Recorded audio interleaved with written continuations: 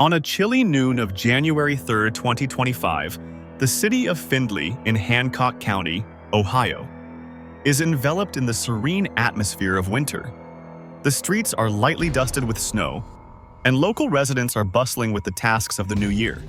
At Findlay's bustling commercial center, Dick's Sporting Goods is lively with customers shopping for sports gear.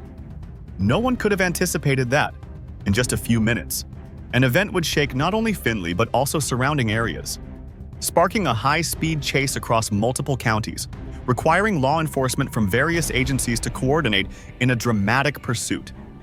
So, how will the events of this chase unfold? Let's join the Findlay police team as they pursue the criminal right now. At 12:11 p.m., the phone at the Findlay Police Department rings. The dispatcher receives an urgent call from the manager of Dick's Sporting Goods. A frantic voice on the other end reports a theft that just occurred. A woman, later identified as Angelica Delao, 30 from Toledo, Ohio, had left the store with over $1,000's worth of merchandise without paying. Her brazen act of theft was only the beginning of a dangerous chain of events, thrusting law enforcement into a breathless chase spanning nearly 50 miles. As the emergency call comes in, officers at the Findlay Police Department spring into action. Lieutenant John Smith, in charge of the day shift, quickly assigns two nearby officers, Officer Michael Carter and Officer Emmeline Nguyen, to respond to the scene at Dick's Sporting Goods on Tiffin Avenue. Meanwhile, preliminary details from the store manager crackle over the radio. The suspect is a woman wearing a dark jacket, driving a silver sedan, and had fled the store just minutes earlier. Officer Carter, a 10-year veteran, maneuvers the patrol car through Findlay's snow-covered streets. Beside him, Officer Nguyen, who joined the force 2 years ago, checks the area's surveillance camera system on the car's tablet. "We need to look for a silver sedan, possibly heading toward I-75, Nguyen says, her voice filled with determination. Both officers know that time is critical every second that passes. The suspect could get farther away, blending into highway traffic or disappearing onto back roads. When the patrol car arrives at Dick's Sporting Goods, the scene is still chaotic.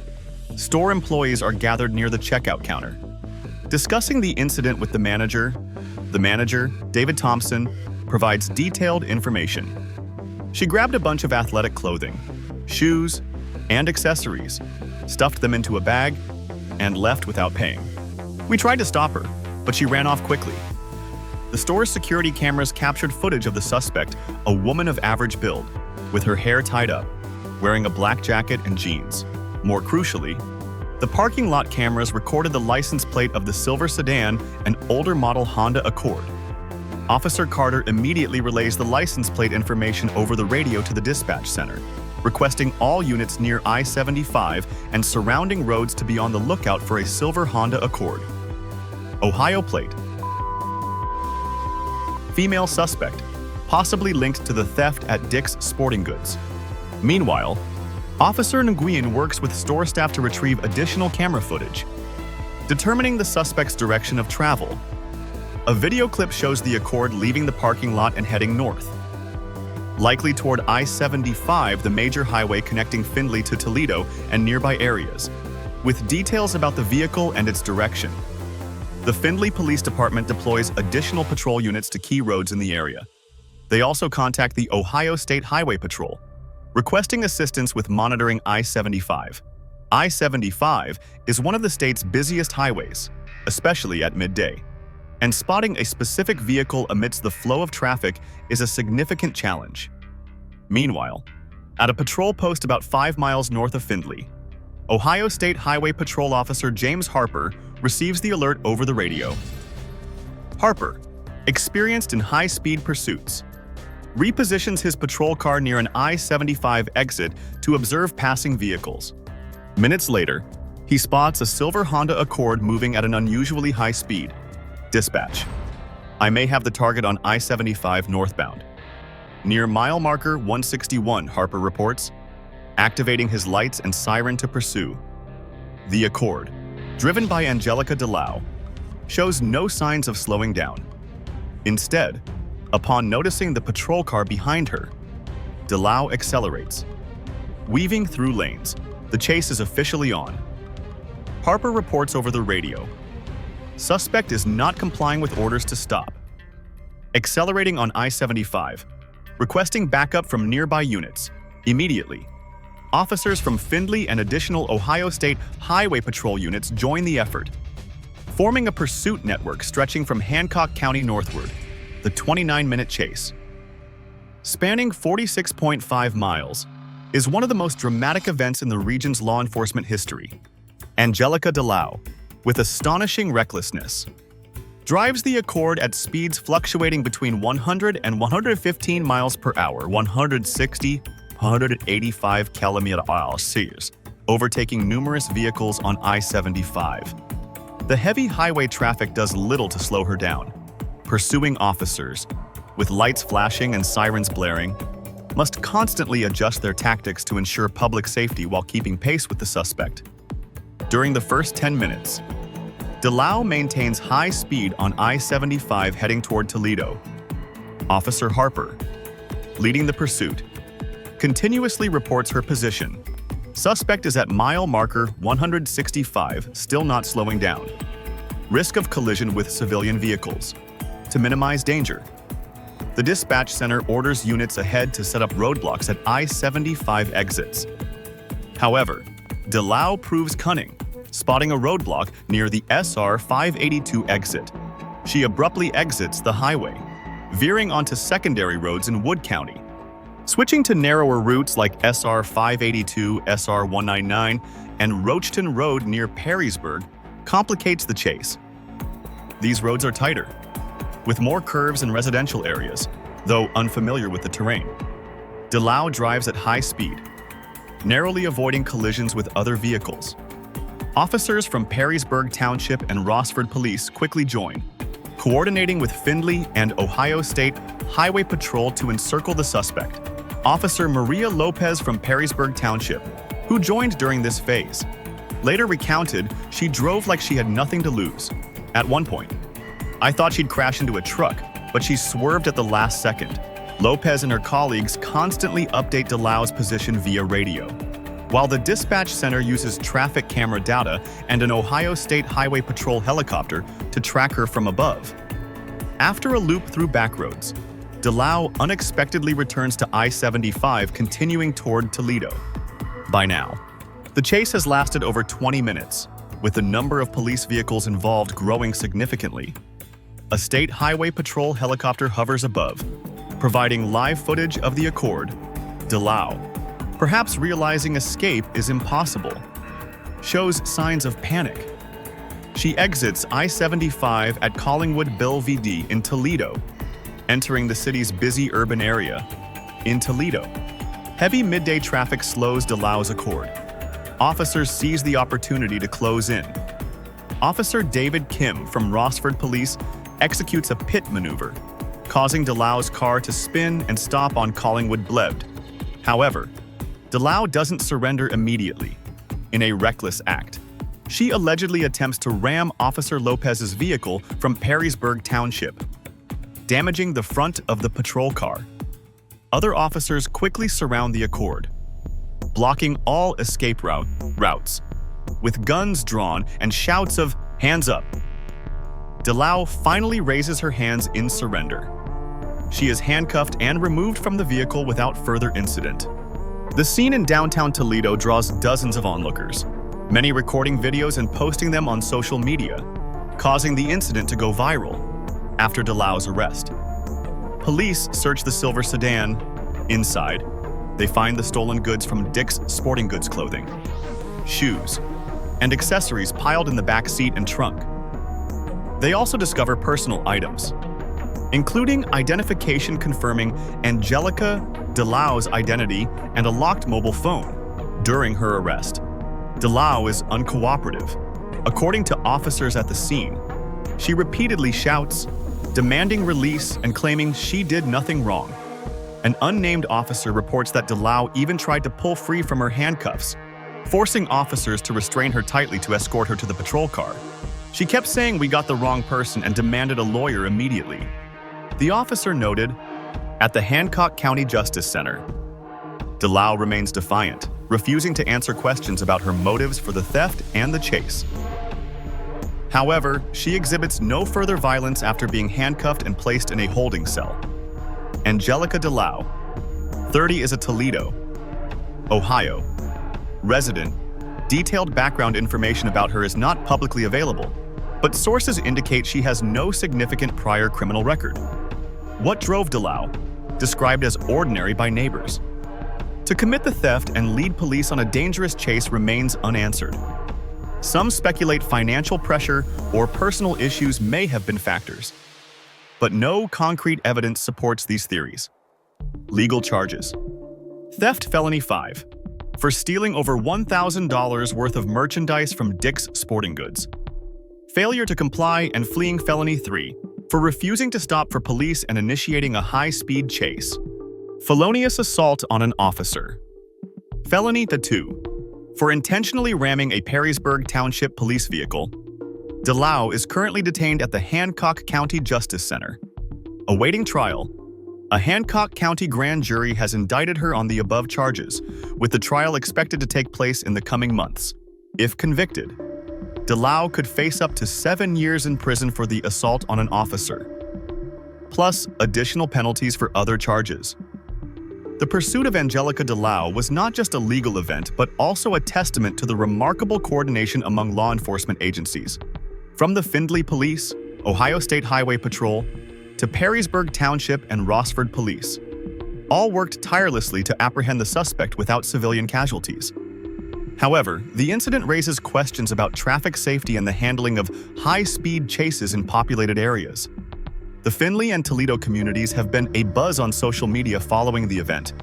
Some criticize Delao's reckless actions, while others express admiration for the officer's skills and bravery. The pursuit of Angelica Delao has garnered thousands of views, turning the story into a media phenomenon. The case of Angelica Delao serves as a reminder of the risks and challenges law enforcement faces daily. What began as a seemingly simple theft escalated into a dangerous chase, requiring seamless coordination and courage from dozens of officers. While Delao's story ends with her arrest, it leaves behind lessons about personal responsibility, community safety, and the complexities of the justice system. Next, we will travel to the city of Lathrop, California, to pursue a reported criminal.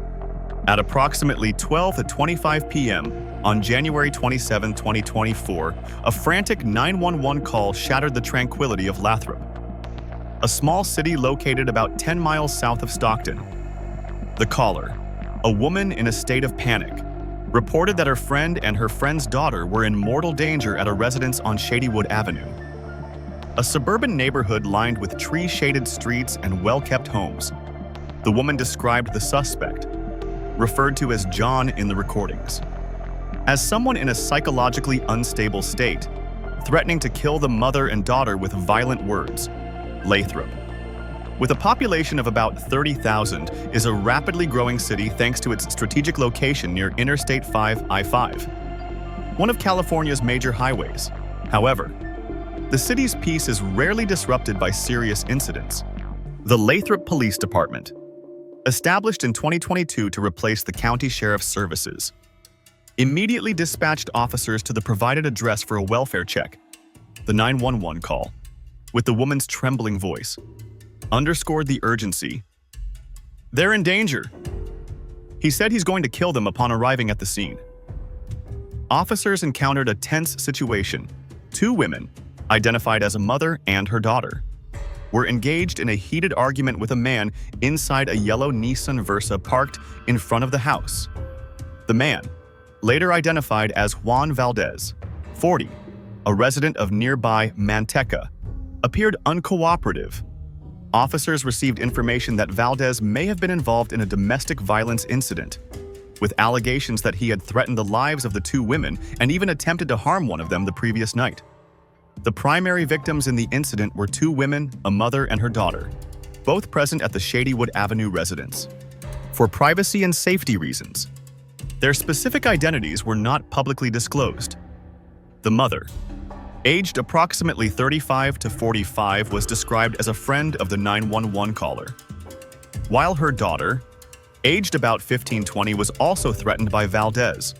Both were in a state of fear when police arrived, with the mother shouting that Valdez had tried to kill her. A third victim, Michael Ovando, was the driver of a vehicle Valdez later attempted to carjack on I-5. Ovando, a Lathrop resident around 30 years old, was on his way to work when he unexpectedly became Valdez's target.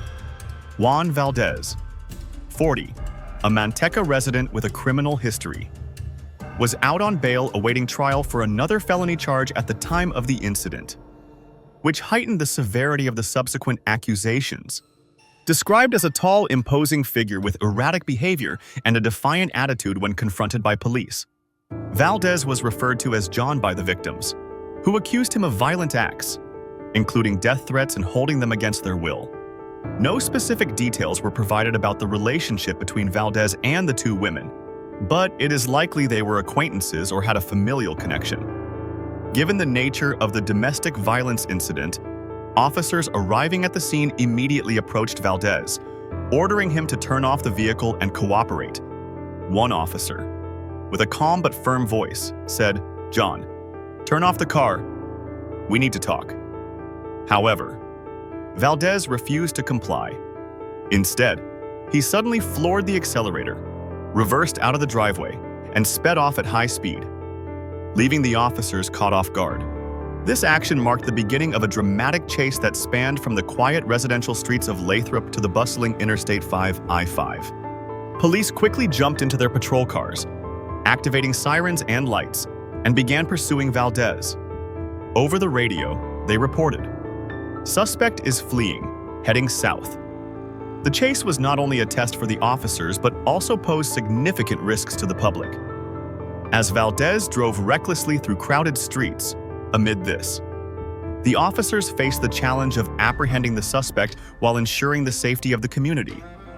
As Juan Valdez sped away from Shadywood Avenue, he drove the Nissan Versa at dangerous speeds, disregarding traffic signs and the safety of those around him. The residential streets, typically peaceful with children playing and residents walking, suddenly became an impromptu racetrack. Valdez drove against traffic, ran through intersections without stopping, and forced other drivers to swerve to avoid collisions. His actions demonstrated a reckless determination to evade police pursuit. The officers, experienced in handling pursuits, closely followed Valdez, continuously updating his location over the radio. "Suspect is driving against traffic on the main road," one officer reported. His voice filled with tension. They attempted to use vehicle blocking techniques, but Valdez kept changing directions, thwarting their efforts. The chase lasted approximately 15 to 20 minutes, moving from residential streets to Interstate 5 I-5, where the situation grew more complex due to heavy traffic. As Valdez sped onto southbound I-5, the pursuit entered a more dangerous phase.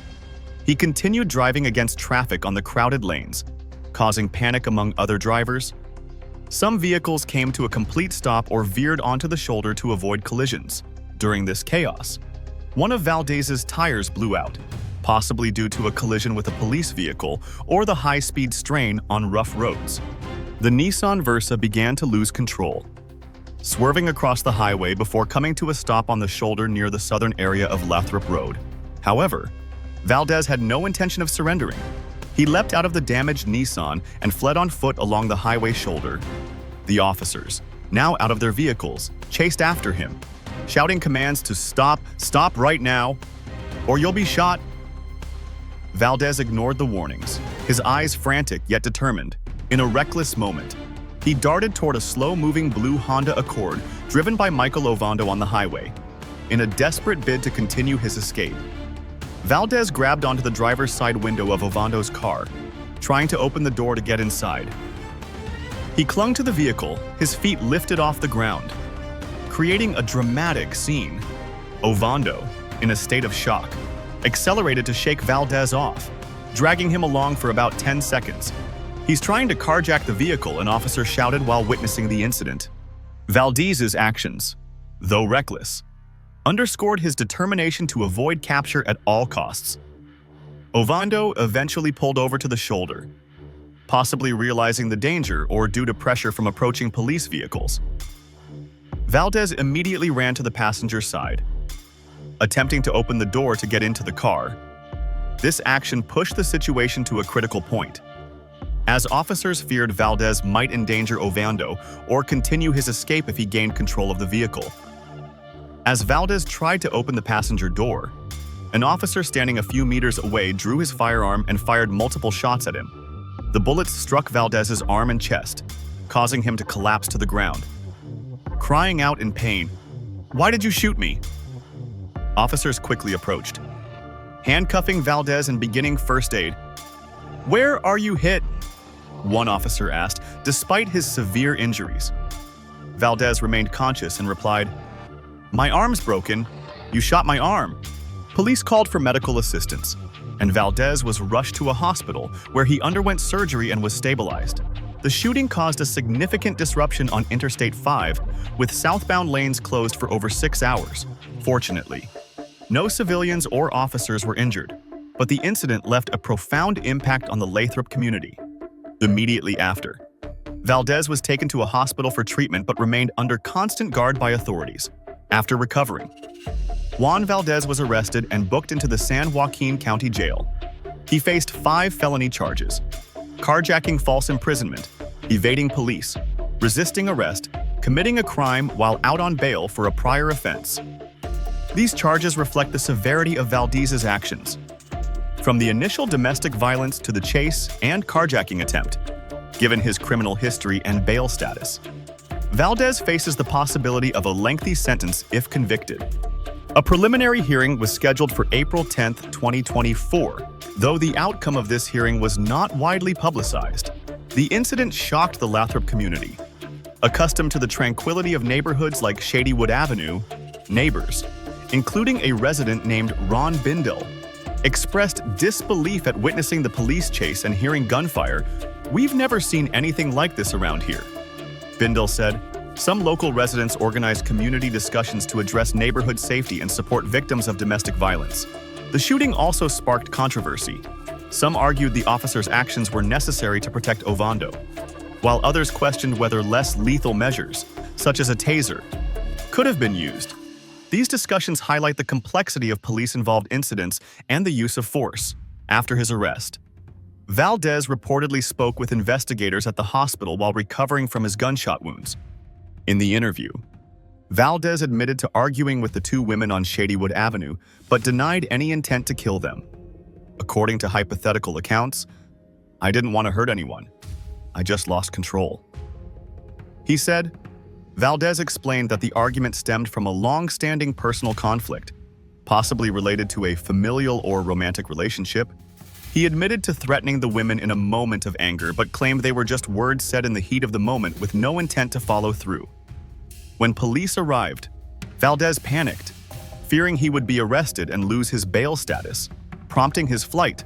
Regarding the carjacking, Valdez said he had no intention of harming Michael Ovando. "I just wanted to get away," he stated. "My car broke down, and I saw that.